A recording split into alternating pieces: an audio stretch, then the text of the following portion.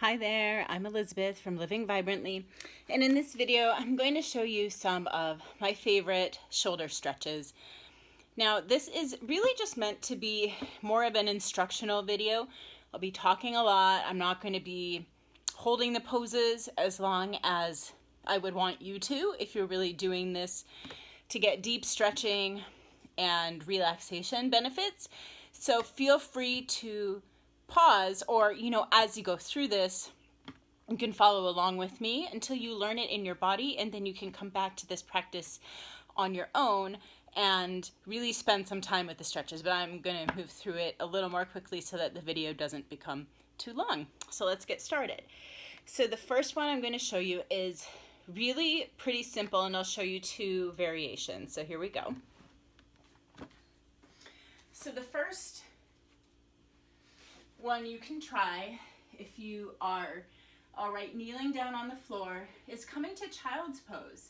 You might not think of this as a shoulder stretch, but let me show you. When you kneel down, toes extending straight back, and then have the knees far enough apart that when you bend forward and place your forehead on the floor, your thighs should be just in contact with the sides of your ribs. So not too wide, but not so narrow that it's preventing you from getting your chest to the floor. And then once you're in that position, spread your fingers, spread your palms, sit back on your heels as you extend your arms forward. I'm not going to go through every single variation. If in your body you can't get down on the floor and kneel this way, or if you can't sit on your heels, or really just your body isn't doing what I'm saying with the instructions, I'll show you a variation for that in just a minute. But let me finish up with child's pose. If you're getting into child's pose, again, walk your hands forward as you sit your butt back on your heels. And just think about lengthening your side body by sitting back and reaching forward the whole time. Your ribs are getting farther apart. And rest your forehead down on the floor, extend your neck.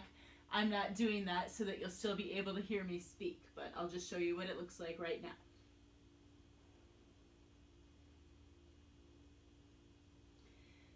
And now as you are in this pose, this is lengthening.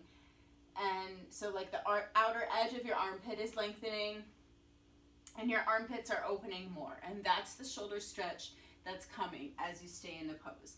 Now the way to get that same stretch, again, if this position isn't working for your body, you can do this standing up.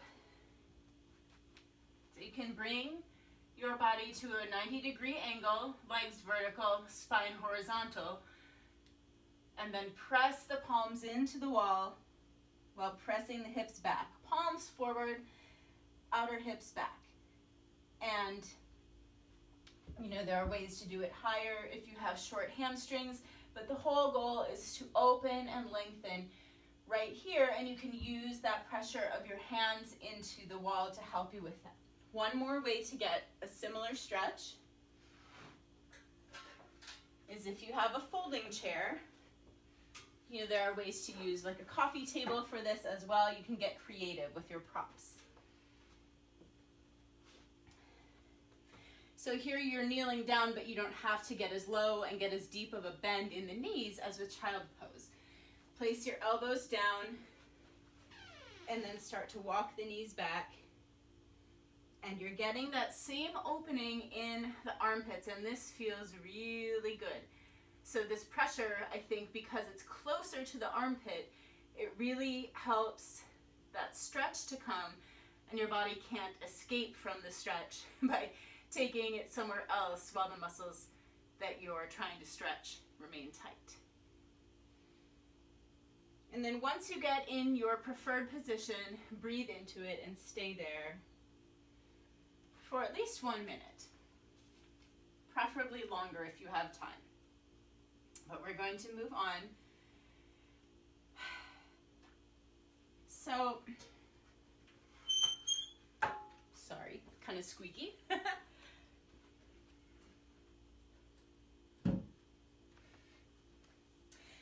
I'll show you one that also begins in child's pose.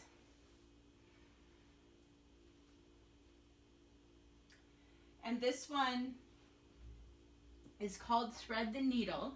So I start, again, I'm not all the way down with my hips on my heels, but I'm in a kneeling position with one arm extending forward like child's pose. And then I thread the other arm underneath and place the side of my head down on the floor, and then I extend through this arm while pressing my hips back. So this position may be attainable for more people because you're not bending as deep in the knees and you're not sitting back as far onto your heels.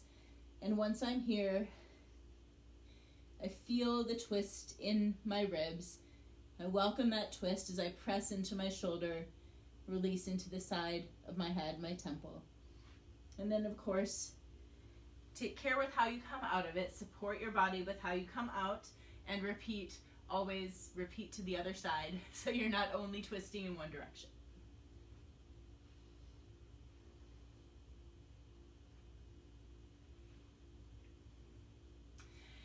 So here is a stretch that you can do really easily, a passive stretch. Just standing up, and all you need is a wall. So stand kind of arm's length away from the wall. Place your palm on the wall with your fingers pointing back. So not up, but back. And then spread your fingers, spread your palm. And now I'm kind of like tilted, right? So I can walk a little closer to the wall. But as I do that, my shoulder wants to hike up by my ear. So I have to roll the shoulder back and down to create that space on the side of my neck. And this is one of the ways that our bodies try to escape the stretch when our shoulders are tight. So just be mindful of that. Create that space under your ear. And once that's there, keep it there as you turn away from the wall. Woo! Feel that in my shoulder. And then I have to work to straighten my arm. It's really not easy. So then I breathe and just work little by little to straighten my elbow without hiking up my shoulder. It's that tension of keeping the shoulder rolling back while extending my arm. And then I would, of course, repeat that to the other side.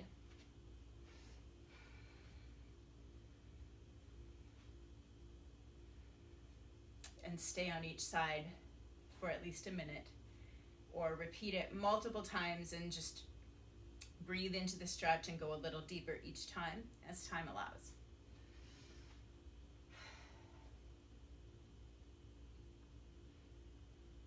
So here's one that takes it a little deeper. This is really a floor variation of the stretch I just showed you. So if you are just starting out, I would stick to the standing one because you can control a little better how deep it goes. This one on the floor that I'm about to show you, we use gravity to help us, which is great for going deeper, but it's not as easy to control. So let me show you what I mean. So I'll come down on the floor, and then, so picture me standing up, right? I'm just flipping this pose 90 degrees. So my arm is extending back behind me with the fingers pointing back, palm spreading, and then I bring my chest to the floor, and I'm using this hand, pressing down, extending my neck, and I'm using this hand to press to turn my chest more away from the floor. But it really only takes a little bit of pressure before you start to feel a really intense shoulder stretch. So it's all about, what do I want to say?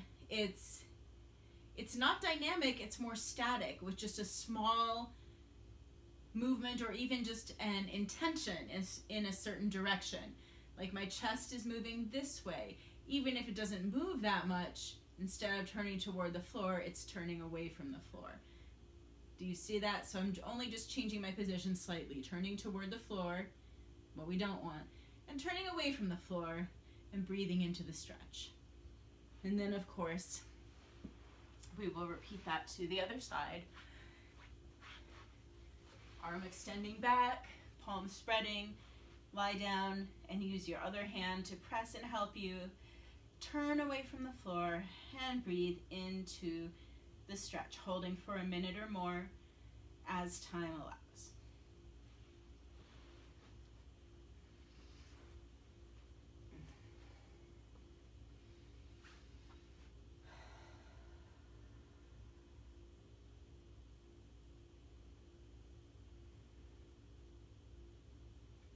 Okay, next, let's go through another one where we start on the floor. Now this one, I start with my legs extended on the floor. And I know that position isn't possible for everyone if your hamstrings are really tight, so I'll show you what to do in that case in just a minute. But let me get through the foundational pose and then I'll show you the variation. So I plant my hands behind me. And it's just really a little bit behind my hips, 6 inches or less. It's probably about 2 inches behind my hips. Fingers spreading. Are you noticing a theme here? You want to create space in the palm through all of these. And this time my fingers point forward, so they're pointing toward my feet. And then lean back a little, bend my elbows, roll my shoulders back, another theme. And I lift my hips up and extend through my legs to bring my toes down. And I'm feeling a very intense stretch on the tops and fronts of my shoulders and really my biceps as well. And then, unless you're talking to the camera, extend your head back and lengthen your neck. And you can hold that for several breaths as long as it's comfortable for you.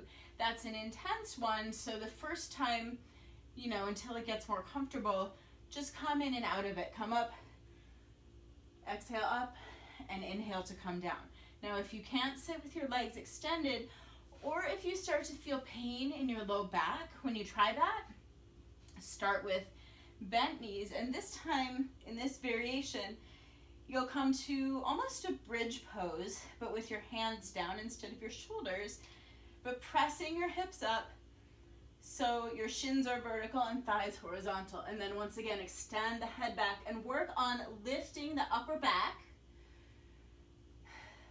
and lengthening the spine and broadening the fronts of the shoulders and the chest. Whoops, I got cut off there. But I was saying the bent leg version of that shoulder stretch, the bridge position version is a little easier to control the stretch because you're engaging your legs. Just to help you be more precise with your positioning and the intensity of the stretch. All right, moving on.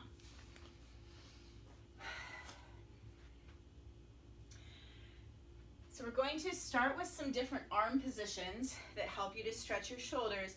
So the first one is just standing with the feet together in a nice tall stance and extending the arms straight up. Now anyone can just lift their arms up, right? But it might look sort of like this when you first do it.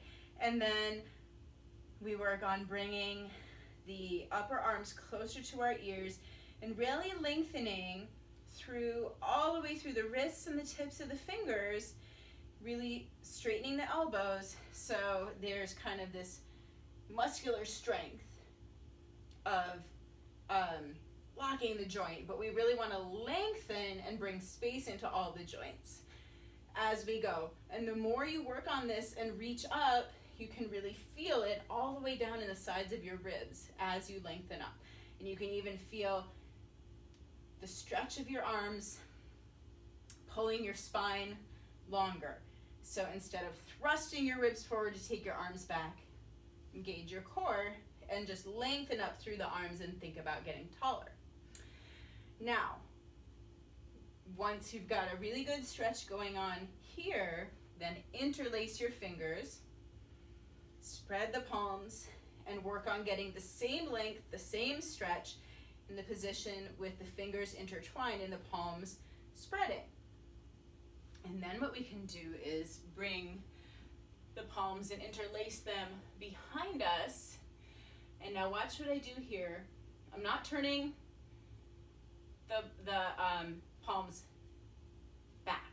Okay, when I turn the palms back, see how my shoulder turns in forward and my chest collapses. What I want to do is turn my palms forward so they're resting on my low back tailbone, and then keep turning them more down toward the floor. And it's hard to keep your fingers interlaced when you do this, but the more you do it, you'll feel the chest spreading, especially if you can do this without puffing your ribs forward but keeping the core engaged.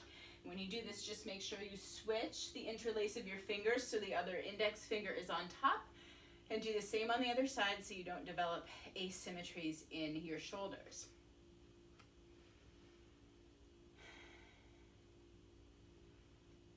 Okay, actually two more. So this is kind of similar, but we're doing one arm in one position and the other arm in the other position. Remember how when you interlace your fingers, depending on which way you turn your palms, the upper arm bones are turning in the shoulder socket, one direction or the other. So this time, extend one arm up and then bend the elbow. Bring the palm right down onto your upper back. And then in the other arm, turn the palm to face back and swing it around and up. Connect your fingers, and once your fingers are connected, then extend through that top elbow, and on the bottom elbow, open the chest, roll the shoulder back as much as you can. Now, if your hands do not connect, this is where it can be helpful to have a strap. You can use any kind of strap-like thing you have around your house. And this is a yoga strap, but you can see how just a belt that you wear with your pants would work for this too. So what I'm gonna do is my other side is tighter, so I'll show you this variation on the second side and even things out for myself as well. So I'm extending my arm up while holding the strap, and then just like the other side, I bend the arm at the elbow, so the elbow is pointing straight up. And I walk the hand down, and then the other palm turns back, swing it around behind, and I can catch the bottom of the strap. So do you see how the strap connects my two arms, and it gives me some leverage to walk this hand up my back, and then I can walk the top hand down the strap and get my two hands closer even if they are not connecting. And then it's the same actions. Lengthen up through the top elbow, and this bottom arm here, I roll the arm back, upper arm back, open the shoulder, open the chest. Breathe into the stretch, hold it for a little longer than what I'm showing. Okay, and then the last one I want to show you.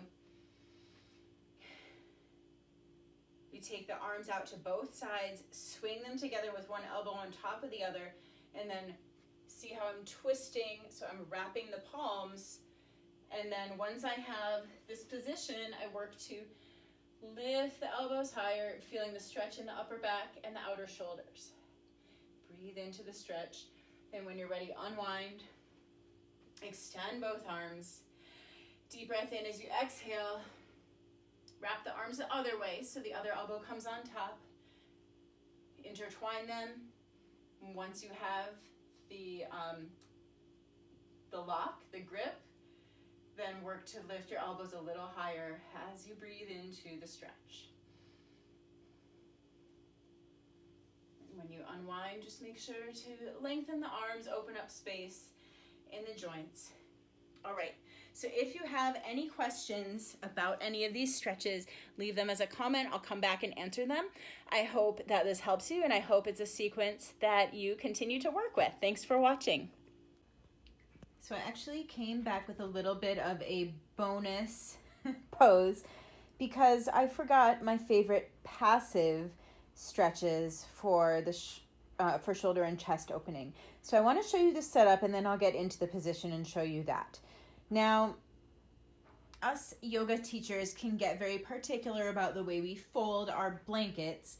So your setup doesn't have to be exactly like this, and a lot of it is about what feels good to you, but I'll show you what I use and also talk about what to look for. And of course, it's always good to have, if you know someone who's a yoga instructor, have them look at you with your setup to see what is releasing and if everything is properly aligned, and we can actually see where the tension might be coming in your body. But absent of that, if you can send me an email about what you're working on and what you're feeling, I can help you figure out how to work with your setup and with the tools that you have. So you can see I have some blankets here. It's 2 of them folded into this oblong position and stacked on top of each other. And then I have a thicker folded into a little blanket chunk. And then this one kind of resting on top of it also. So this one is going to be my pillow. This one is just a support. And these will be under my upper back. And then I'm going to show you also a way of folding the blankets that is more, there will be a rolled blanket. So it's like, instead of the lengthwise way, it'll be going across my upper back. So it's like, this width of the blanket will be going across my upper back and rolled up underneath. It will make more sense when I show you. And then the third way I'm going to show you is using these blocks. You can use blocks if you don't have blankets. They are a little less soft and cushy, as I'm sure you can imagine, but you can still get some benefits from them. And if you decide you like this passive shoulder and chest stretch using the blocks, maybe it's worth then investing in some blankets. So setup number 1, I'm going to sit down in front of these blankets, and then before I lie back, this is kind of important, it's very important, lift my hips up, tuck my tailbone, so I'm lengthening my spine as I set it back down. Another way to think about it is I'm kind of dragging, pulling on the floor to use that traction to tuck my tailbone before I lie back. So I tried this setup before, so I know exactly where my head should land. So once you are in place, you can do that tailbone tucking action again, and then extend your legs, and you want them hip distance apart. My chair is in my way a little bit. Another thing that I should have maybe mentioned before is if you don't have a carpeted floor like I have, you want to be on a yoga mat, or at least have a blanket underneath your pelvis so your tailbone isn't just on a hard floor. And then what you want to look for is, so lower back lengthening. You don't want to feel like your lower back is crunching up. Can you see that? It's really strongly arching and it doesn't feel good. So lower back lengthening, you'll feel that traction on the floor of your tailbone. Head is supported so the neck can relax. And then I think you can see how, because of the support of my blankets, my chest is spreading and shoulder bones are dropping down. So just have the arms out to the side, palms up, arms relaxing. And as you breathe, you can really let your body give into gravity and think of the shoulders sinking down as these muscles extend and release. And you can stay here for 5 or even 10 minutes. It's a great time to meditate, or there could be a meditation that you listen to, or listen to a podcast or something, but this is a great position to stay in for a longer period of time. Of course, if your back starts to hurt or something starts to hurt, you can come out and shift position, or sometimes it just takes time and practice to build up to staying for longer. Now let me show you the second setup. Now how to get up from this. First, bend the knees and then turn to one side and use your hands to help you press to come up. So what I had mentioned with the rolled blanket, I'll show you.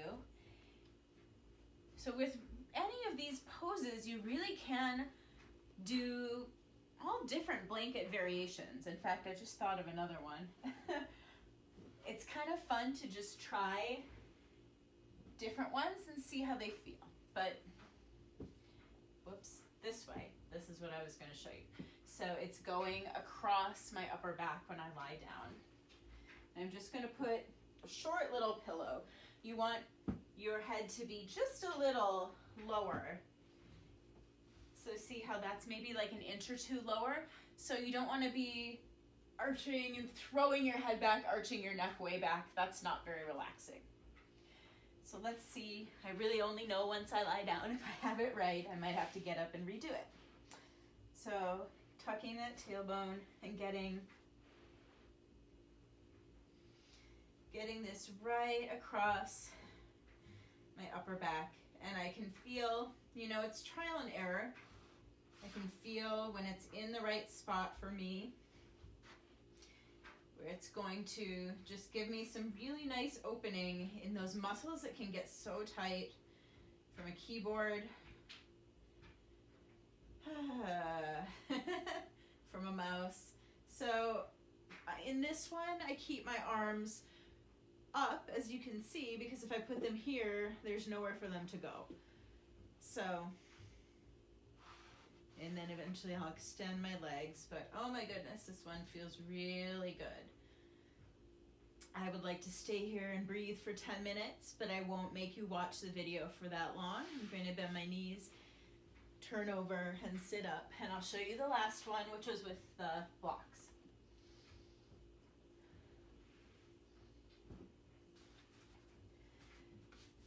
So I have this block going across my upper back, and then this one under my head, and just like I was saying before, see how this one is slightly shorter, so the head can be the same height as the chest or slightly lower, but not a lot lower. All of these setups, I start from the same position, feeling where the block is hitting me in the upper back, and this one under my head.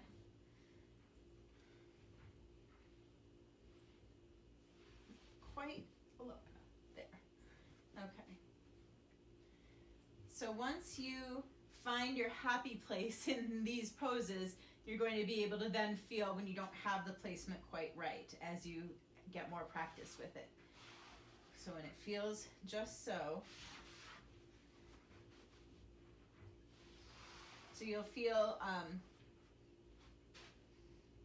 like the first time before I readjusted, I felt like I was kind of falling off this way. So you want to feel like your chest is really on the blocks and it's able to open in this direction. And then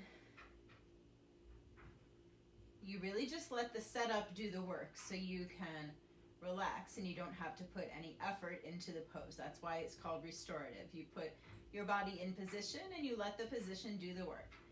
So then I could lie in this one for 10 minutes.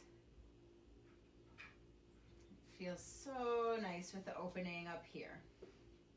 All right.